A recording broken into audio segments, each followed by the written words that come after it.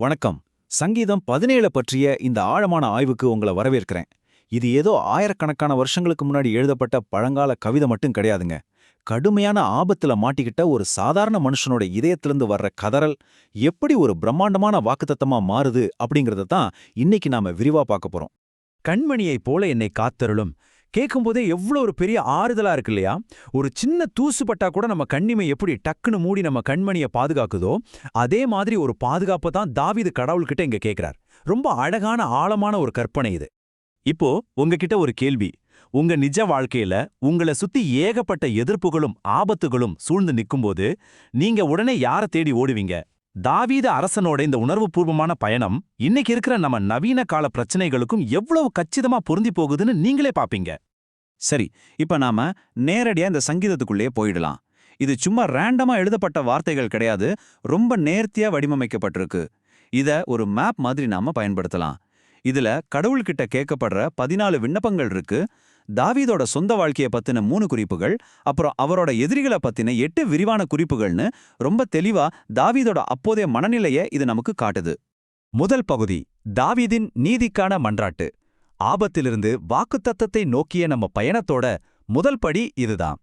இருட்டான ஒரு ராத்திரி நேரத்துல எந்த ஒளிவும் மறைவும் இல்லாத தன் உண்மையான இதயத்தை சோதித்து பார்க்கும்படி தாவீது கடவுள்கிட்ட ரொம்ப அவசரமா மன்றாடுறார்.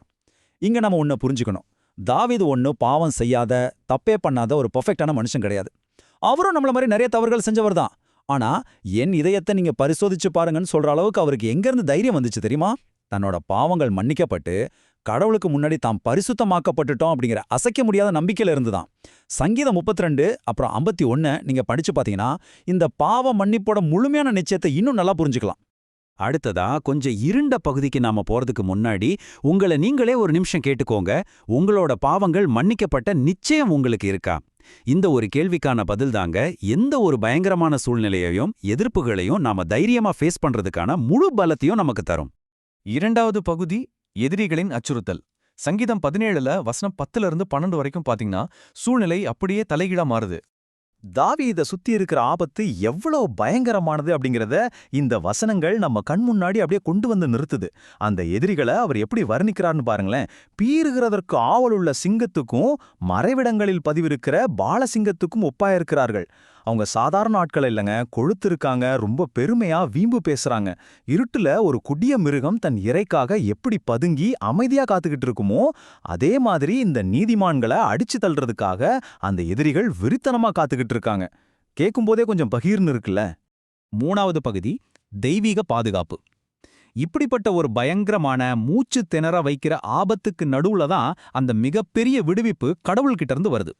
இங்க ஒரு ரொம்ப சுவாரஸ்யமான விஷயம் இருக்குங்க. 7ஆம் வசனத்துல தாவீது கடவுளோட வலது கரத்தை கூப்பிட்டு மன்றாடுறாரு.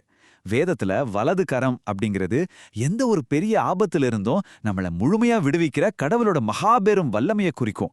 அந்த அதீத வல்லமை மேலதான் தாவீது இப்போ தன்னோட முழு நம்பிக்கையும் வைக்கிறாரு. இப்போ திரும்பவும் அந்த அழகான உருவகத்துக்கே வருவோம். கண்மணியைப் போல என்னை காத்தருளும். இது ஏதோ காதுக்கு இனிமையா இருக்கிற ஒரு சாதாரண கவிதை வரி மட்டும் இல்லைங்க.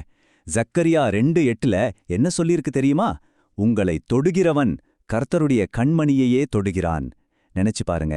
எதிரிகள் உங்களுக்கு எதிரா வரும்போதோ உங்களை ஒடுக்கும்போதோ இந்த வாக்குறுதியை சொல்லி விசுவாசிப்பதன் மூலமா கடவுளோட அந்த மாபெரும் பாதுகாப்பை நீங்க உங்களுக்கானதா ஆக்கிக்கலாம். இந்த தெய்வீக பாதுகாப்பை இன்னும் ஒரு படி மேல கொண்டு போய் ரொம்ப அழகா விவரிக்குது அடுத்த வரி. உம்முடைய செட்டைகளின் நிழலிலே என்னை காப்பாற்றும். ஒரு தாய் பறவை ஏதாவது ஆபத்து வந்தா தன் குஞ்சுகளை சிறகுகளுக்குள்ள வச்சு எவ்வளோ ஆக்ரஷமா பத்திரமா பாதுகாக்கும், அதே மாதிரி தான் கடவுளும் நம்மளை பாதுகாக்கிறார். இதே மாதிரி ஒரு அருமையான அன்பான ஓமைய நம்ம சங்கீதம் 91லையும் லூக்கா 13ஆம் அதிகாரத்திலையும் கூட பார்க்க முடியும். நான்காவது பகுதி, உலக செல்வம் மற்றும் ஆவிக்குரிய நம்பிக்கை. இந்த சங்கீதத்தோட இறுதி தீர்வை நோக்கி நாம போறப்போ எதிரிகளோட குறிக்கோள்களுக்கும் தாவீதோட உண்மையான ஆசைக்கும் இடையில இருக்கிற ரொம்ப ஆழமான முரண்பாட்டை இங்க பார்க்க போறோம். இது ஒரு பிரமாதமான ஒப்பிடுங்க. இந்த உலகத்துல இருக்கிற மனிதர்களோட ஆசீர்வாதங்களை கொஞ்சம் கவனிச்சு பாருங்க. அவங்க வயிற்றை நிரப்புற அளவுக்கு உலகத் திரவியங்கள், அடுத்த தலைமுறைக்கு சேர்த்து வைக்கிற அளவுக்கு ஏகப்பட்ட சொத்துக்கள்னு இந்த பூமியில ஒரு குறுகிய காலத்துக்கு மட்டுமே நிலைச்சு நிக்கிற விஷயங்கள்ல அவங்க முழுமையா திருப்தி அடைஞ்சிடறாங்க. ஆனா மறுபக்கம் ஒரு விசுவாசியோட ஆசீர்வாதம் எப்படிப்பட்டது தெரியுமா? நீதியை தேடுற அவங்க நித்தியமான ஆவிக்குரிய ஆசீர்வாதங்களை தான் விரும்புறாங்க. கடவுளோட சாயல்ல விழிக்கும்போது கிடைக்கிற அந்த முழுமையான அளவிட முடியாத திருப்தி மட்டும்தான் உங்களுக்கு போதும். 5வது பகுதி, இறுதி ரட்சிப்பின் நிச்சயம். நம்ம ஆய்வோட கிளைமேக்ஸுக்கு நம்ம வந்துட்டோம். இங்க தாவீதோட உலக போராட்டங்களை எல்லாம் தாண்டி நிக்கிற அவரோட மாபெரும் வெற்றியின் மீது நாம கவனம் செலுத்த போறோம். நானோ நீதியில் உம்முடைய முகத்தை தரிசிப்பேன், நான் விழிக்கும்போது உமது சாயலால் திருப்தியாவேன். இங்க நானோ அப்படின்னு தாவீது சொல்ற அந்த வார்த்தை இருக்கு பாத்தீங்களா, அது ஒட்டுமொத்த அர்த்தத்தையே மாத்துது. மத்தவங்க எப்படி வேணாலும் இருக்கட்டும், நானோ அப்படிங்கிற அந்த தீர்க்கதரிசனமான நம்பிக்கை எதை குறிக்குதுன்னா, உயிர்த்தெழுதலின் நம்பிக்கைய. அதாவது ஒரு நாள் நாம விழித்தெழும்பும்போது கிறிஸ்துவின் சாயலா முற்றிலுமா உருமாற போறோம் அப்படிங்கிற சத்தியத்தை இது சுட்டிக்காட்டுது. பிலிப்பியர் 3:21 சொல்லப்பட்டிருக்கிறதும் இதே மாபெரும் நம்பிக்கைதான். இந்த விளக்க பயணத்தோட முடிவுக்கு நம்ம வந்துட்டோம். இப்போ உங்களை நீங்களே கேட்டுக்க வேண்டிய ரொம்ப ரொம்ப முக்கியமான ஒரு கேள்வி இதுதான். தாவீது கொண்டிருந்த இதே நம்பிக்கை உங்களுக்கும் இருக்கா? இந்த உலகத்தோட போராட்டங்களும் அச்சுறுத்தல்களும் உங்களை பயமுறுத்தும் போது என்றென்றும் நிலைத்திருக்கிற இந்த நித்திய நம்பிக்கை உங்க இருதயத்துல முழுமையா இருக்கா? இத பத்தி கொஞ்சம் ஆழமா சிந்திச்சு பாருங்க. அடுத்த முறை இன்னொரு சிறப்பான தேடலோட உங்களை சந்திக்கிறேன். நன்றி.